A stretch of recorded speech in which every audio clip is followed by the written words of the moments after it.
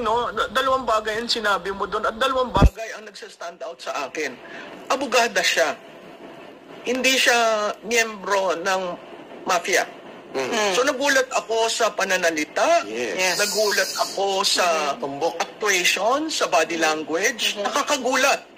Hindi ko akalain na ang isang lawyer, Ateneo, New York, would utter such words. Yes. Pangalawa, the fact na ginamit mo yung bangag,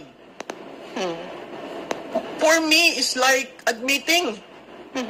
Kasi kung hindi issue yon, you will drop it. Yes. But if it's part of your public utterances, anong ibig sabihin nun? Klaro. Dapat nga nagalit siya di ba? Ang nagalit siya dahil pinagtawanan. At as a lawyer, dapat chinek mo, yung ba yung pinagtawanan nila? Kailan? Kasi kung i-wrap up mo lang siya, pinagtawanan. So naniniwala ka sa chismis. Yes. As a lawyer, dahil yun ang conflicting sa akin. Ang tanong, ano naman ngayon? Sino ka ba? Di ba? Ikaw ay asawa ng presidente. Wala ka namang mandato galing sa taong bayan.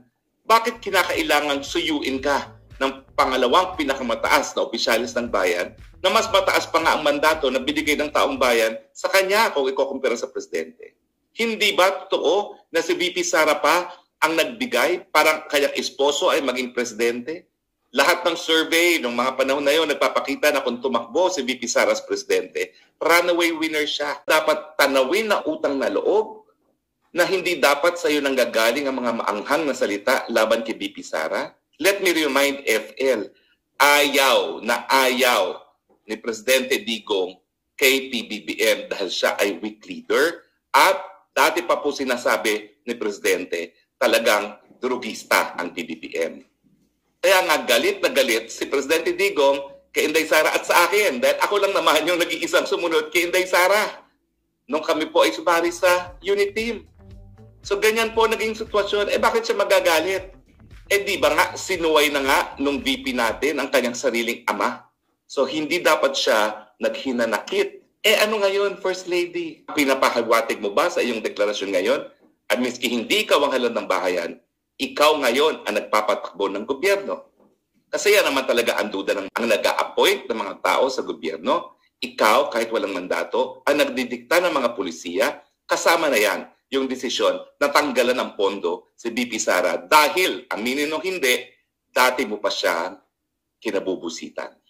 Huwag po sanang ganyan. Highest official of the land, may karapatan din na marespeto ang pangalawang pinakamataas na opisyalis sa ating bayan. Magpa-drug test anytime nang malinaw ang pangalan ng inyong asawa at samahan nyo na rin kasi may mga ugong-ugong na hindi lang po nag-iisa sa pamilya ninyo ang